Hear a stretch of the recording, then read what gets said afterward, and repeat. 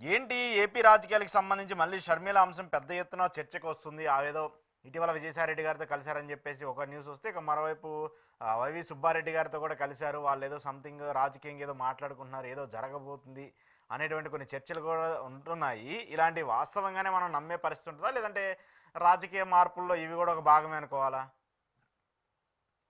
ఇప్పుడు విజయసాయి రెడ్డి గారు షర్మిల గారిని కలవడం పెద్ద ఆశ్చర్యం ఏం కాదు.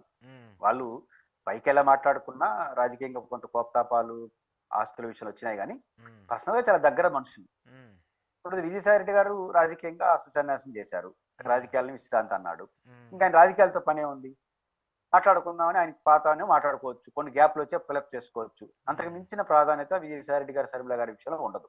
ఉమ్, ఇది ఫస్ట్ పాయింట్. ఉమ్, సుబ్బారెడ్డి గారు వెళ్ళారన్న విషయం నేను ఎప్పుడైనా నాకు కరెక్ట్ సమాచారం లేదు. ఉమ్, వెళ్ళున్నా పెద్ద ఆశ్చర్యపోవాల్సిన అవసరం ఏముంది. కుట్రలు కొత్త షర్మిల గారితో ఎవరైనా, విజయసాయి రెడ్డి గారు కానీ, విజయసాయి రెడ్డి అనేది జనరల్, ఎందుకంటే పార్టీ నుంచి వెళ్ళిపోయినాడు, విశ్రాంతి, అవును, ఉమ్, ఆయన ఒక యాంగిల్ చూస్తాం. ఉమ్, ఒకవేళ కలిసి ఉంటే గ్యాప్ ని ఫిలప్ చేసుకోవడం కోసం కలిసి ఉండొచ్చు. అంటే ఉమ్, రాజకీయ గ్యాప్ కాదు. రాజకీయ గ్యాప్ ఆడుంది షర్మిల గారికి, జగన్ గారికి రాజకీయ ఆస్తుల గ్యాపే కదా. అవును, రాజకీయ గ్యాప్ ఆడుంది, ఉమ్, ఆస్తు గొడవలు కాదు మొత్తం జరుగుతూ ఉండేది. ఉమ్, మాట్లాడుకుంటే మాట్లాడుకోండొచ్చు, ఉమ్, మనం చెప్పలేం. ఉమ్, కానీ ఆ దీంతో రాజకీయ పరిణామాలు ఏమి జరగవు. ఉమ్, ఎందుకంటే జగన్మోహన్ రెడ్డి గారు ఈ విషయంలో మొండిగా ఒక నిర్ణయానికి వచ్చేసాడు. ఉమ్, ఆమె మనకు దూరం అయింది, ఆయన రాశాడు, లెటర్ రాశాడుగా, ఒక ప్రేమతో అభిమానంతో వాత్సల్యంతో చైర్లు బదలాయించాను, ఉమ్, ఇప్పుడు అది పోయింది, అనేక కారణాలు అయితే రాజకీయ కారణాలు చేసిన వల్ల, రేపు అలాంటిది పునరుద్ధరణ అయితే మళ్ళీ పరిశీలిస్తాను అన్నాడు.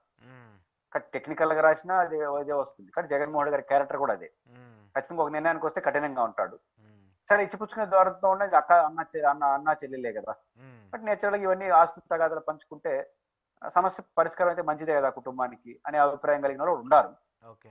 బట్ రాజకీయంగా షర్మిల గారు జగన్ గారు ఇప్పట్లో కలుస్తాడనేది నేను అంత అనుకోను.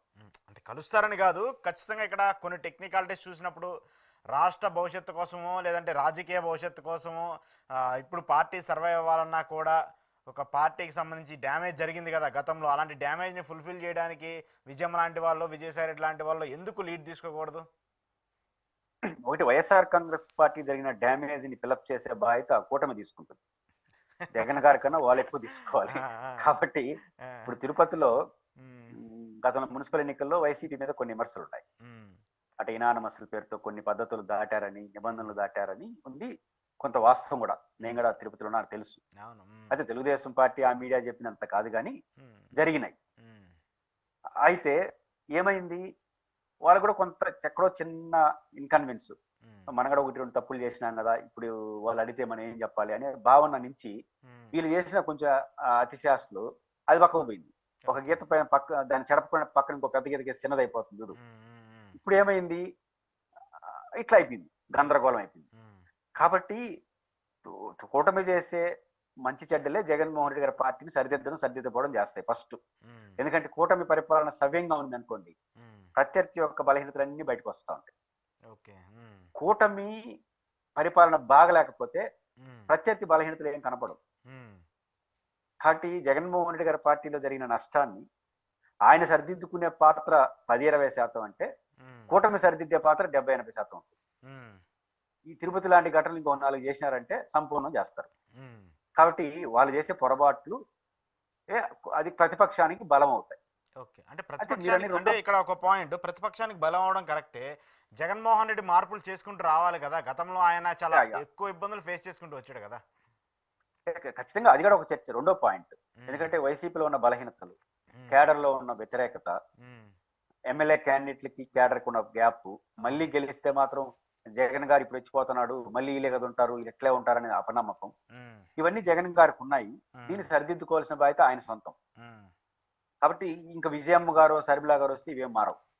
వాళ్ళు కోరుకుంటున్నది విజయమ్మ గారు రావాలి, షర్మిల గారు రావాలని కాదు, జగన్ గారు మాతో ఉండాలని కోరుకుంటున్నారు.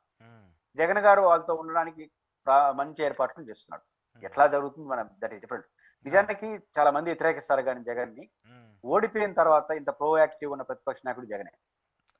యాక్చువల్గా ఆయన ఫస్ట్ నెల తర్వాతే బయటకు వచ్చేసాడు కదా. 2 రోజు 3 రోజులు బయట వచ్చేసినాడు. బయట రావడానికి కారణం ఆయన గొప్పతనం కాదు, వీళ్ళు గొప్పతనమే. ఇప్పుడు ఆడ దాడులు జరిగినాయి, ఆయన వెళ్ళి ఆ పేరుతో వెళ్ళిపోయినాడు. మామూలుగా అయితే వెళ్ళలేడు కదా. ఎవరైనా ఇప్పుడు ఉదాహరణకు దాడులు జరిగినాయి, దాడులు జరగకుండా ఉంటే జగన్ గారు చంద్రబాబు విమర్శించి ఏమయ్యా నిన్నే అన్ని చోట్ల ఓడిపోయినావు, అప్పుడే తొందర నీ కానీ జనం అంతా ఉంటారు. వాళ్ళ కార్యకర్తల మీద దాడులు జరిగినప్పుడు పోకుండా ఎట్టుంటాడు ఆయన నాయకుడు అనే బాధన వచ్చేసింది. ఆ రకంగా బయట రావడం మీరే కారణం. తర్వాత శ్వేతపత్రాలు.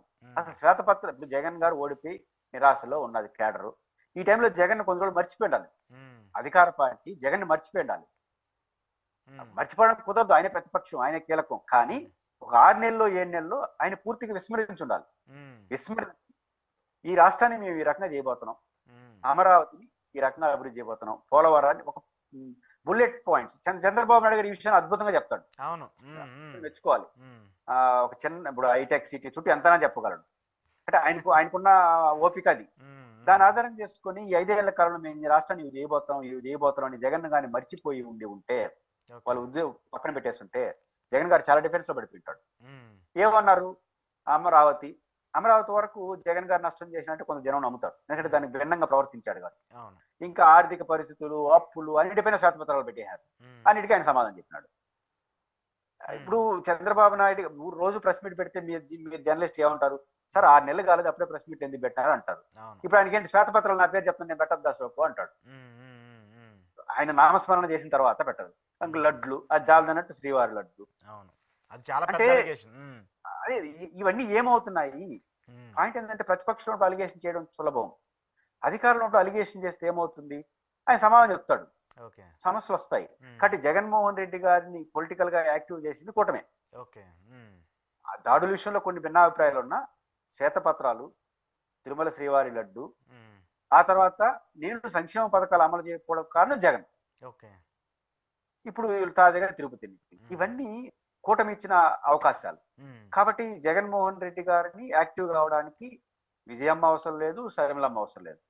వీళ్ళు ఇట్లే చేసుకుంటా ఉండి అదనంగా మీరు చెప్పిన point with in the organization లో ఉన్నటువంటి బలహీనత ఆయన గ్యాప్ ని ఫిలప్ చేసుకోవాలి. అయితే జగన్మోహన్ రెడ్డి గారు మాత్రమే కోరుకుంటున్నారు. ఇప్పుడు శర్మిల గారు వచ్చి మా అన్న మారినంటే ఒప్పుకోరు. అంటే ఇక్కడ పాయింట్ ఏంటంటే సరే కనీసం ప్రైస్ చేయకపోయినా పర్వాలేదు, అటాక్ చేయకుండా ఉంటే అదొక ఎనర్జీ కదా. అనవసరంగా ఉంటే కూటమితో కలిసి ప్రైస్ చేయటం. ఆ విషయంలో నాకు తెలిసి జగన్మోహన్ రెడ్డి గారు చేసే కృషి కన్నా ఆయన వ్యతిరేకించే వాళ్ళు ఆయనకి బాగా సహాయం చేస్తారు.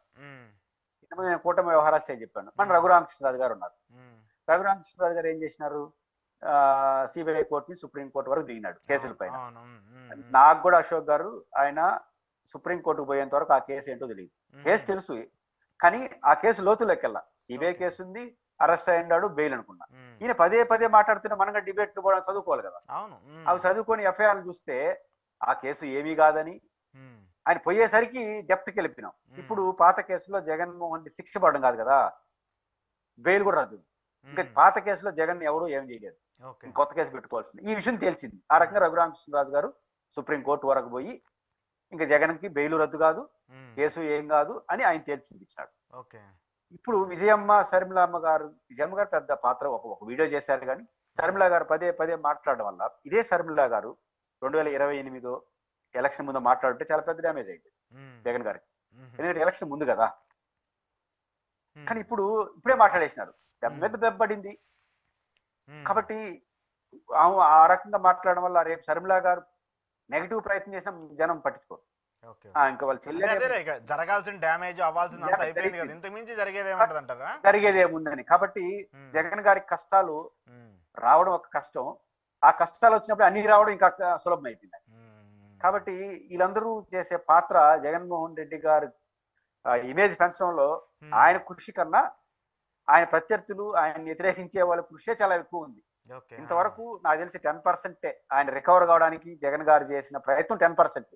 90% ఇలే కూటమి ప్రభుత్వ వ్యవహార శైలి, ఆయన మాట్లాడేట్టుగా వాళ్ళు చేయడం, ఇంకా శర్మిల గారు ఇవన్నీ చేసే వరకు ఆయన యాక్టివేట్ చేశారు. కాబట్టి శర్మిల గారు వాళ్ళందరూ వచ్చినా రాకపోయినా ఇంకా వాళ్ళు గతంలో పోసిన పాత్ర జగన్ గారికి ఏమీ కాదు.